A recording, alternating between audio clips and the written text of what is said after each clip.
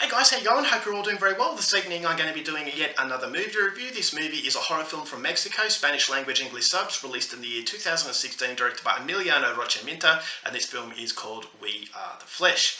So We Are the Flesh opens up with a hermit. He lives in this underground cave-like environment. He is severely unhinged and he's just going around doing his daily thing. And so we get a bit of an introduction to this character, but then all of a sudden his existence is disrupted by a brother and a sister. They're very young. For whatever reason, they've come from the outside world and they're seeking refuge in the hermit's world. So the hermit believes that he can control these two siblings and that he is going to be God and that he is definitely someone that they are going to depend on. And so he starts to manipulate them to a point where their world is being corrupted, but in turn his world is going to be corrupted. So life is never going to be the same for anyone involved, and what happens at the end is something you're going to have to find out for yourself, because that's as far as I'm going with my synopsis.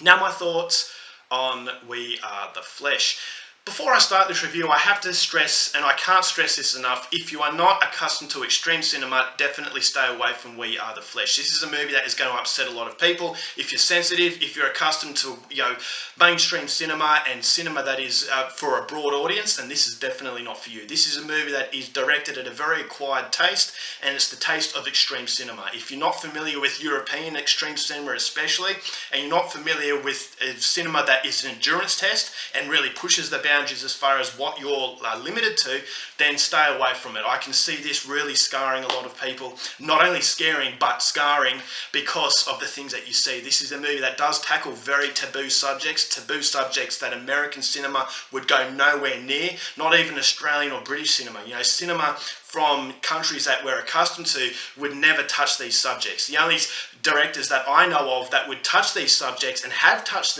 upon these subjects is Lars von Trier and Gaspar Noé, who are two of the most brilliant extreme directors that I have come across, my favourite directors, and so that is basically what you get in We Are the Flesh. This is a movie that is not afraid to show itself for a sick and perverted film, and it makes no apologies for that. And so I think that's definitely the best part of this movie, the fact that it is willing to push those boundaries, and it is actually aimed at a very specific audience, not just for money, but I can actually, as I said, I can see a lot of casual viewers being very, very upset by what they see in We Are the Flesh. So this is a movie that is a hallucinatory journey into hell, and this is a movie that does explore sexuality in a very graphic and very, very disturbing way. The things that happen in this movie you will not believe. I was shocked at how far Emiliano Rochaminta actually pushed those boundaries, and even for me, being accustomed to extreme cinema, this movie made me feel very, very uncomfortable.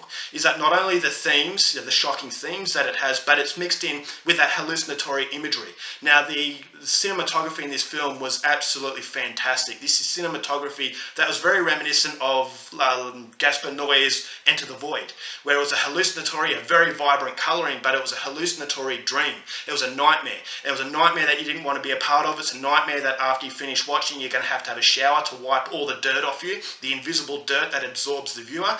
But at the same time, you can't help but be captivated by what's going on. The director manages to sustain your level of interest because of the way the story is evolving and mixing in with those visuals. Is that this hermit is very isolated, and the hallucinatory imagery actually gets you into the mind of this hermit, this really crazed individual that's very disorientating, and you want to get out of this very claustrophobic environment, but you just can't. And so you're there with the journey, you're there experiencing the journey with these two siblings. These two siblings, they're innocent, but the innocence is about to be corrupted by the hermit's perverse nature. And this is very cruel, and it's just the way the hermit manipulates these two. I just thought it was a symbolization of cruelty that overcomes innocence. That innocence is going to be corroded in the outside world. And so I thought that was really, really absorbing. And so not only is it visually arresting, but it's the themes that it depicts. As I said, it's an extremely uncomfortable experience, but it's an experience that Emiliano Rochaminta, he basically just keeps your eyes open. He forces you to watch what's going on. And so around the corner it's going to be very ugly, but he manages to sustain the curiosity, and you want to know what's around the corner, although you know it's going to be very, very ugly. So it's an ugly film, but what I liked about it is not only is is an extreme film, and it's a film that is going to provoke a very angry response, but it's also a film that has a little bit of meaning behind it. This is a movie that symbolizes religion, it symbolizes innocence, basically life, death, resurrection, and as I said, the corruption of innocence. And so although you're seeing horrible things happening, I always thought that there was a strong sense to it, is that there was a purpose. And that purpose is something that is lacking in a lot of other extreme films. And so Emiliano Rocha-Minta, he has created something that is very disorientated, visually very impressive, but a little bit behind it that elevates it above that juvenile crap out there with extreme cinema. It's very easy just to splash something really, really provocative on screen, but if you don't have any content behind it, it just feels like that kid in the classroom who's making as much noise as he can just to get the attention.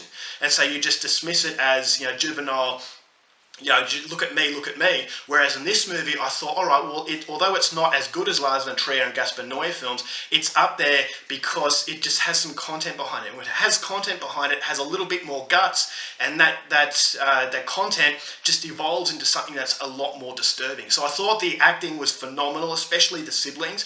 What they had to do in their characters, I thought was very, very challenging, and I thought they did it very, very well. This is definitely a film that required brave performances, and I thought the two siblings especially delivered on that. I thought the hermit was absolutely terrifying. Just the way he looked, I thought was just absolutely, there's definitely someone that is, basically belongs in a nightmare. Is that this guy was insane, but he wasn't over the top. He wasn't a caricature, which made him even scarier. So the whole environment is dirty. The themes, the taboo subjects, it's just a dirty, dirty movie where I had to have a shower at the end of it just to wash that invisible presence that this director has managed to create. And so it is extreme. It does have gory moments, but it relies on the sexuality, and that sexuality is very, very dark.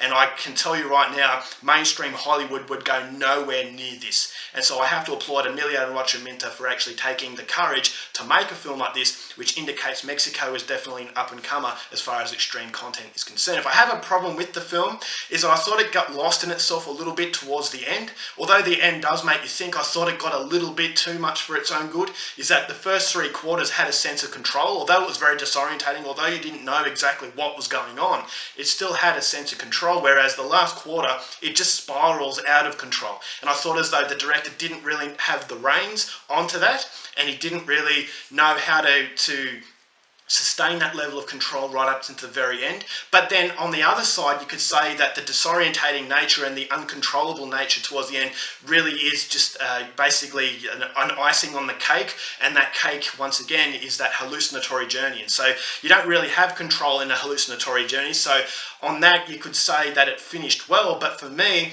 I just didn't think it had as much control. I thought it was bordering on going into a caricature film, as opposed to the first 3 quarters that was just really soul damaging. But if you see the film, you'll know that the last quarter I thought didn't have as much control, and it didn't really know how to cap itself off. But pushing that aside, as far as extreme cinema is concerned, this is definitely a step in the right direction. This is a film that is made for the right reasons, and Emiliano Rocha-Minta has created something that is going to provoke a very angry response. A lot of people are going to see him as this sick, perverted individual, but for me, I can see him as a really talented director, and this is a clear example of what he's capable of, which makes him a very exciting director to see in the future. So overall, for We Are the Flesh, going to give this one 3.5 stars. I thought it was really challenging, and that's exactly what you want from this type of film. Alright guys, that's it for my review. Hope you enjoyed it. Thanks for watching movies, and I'll see you later.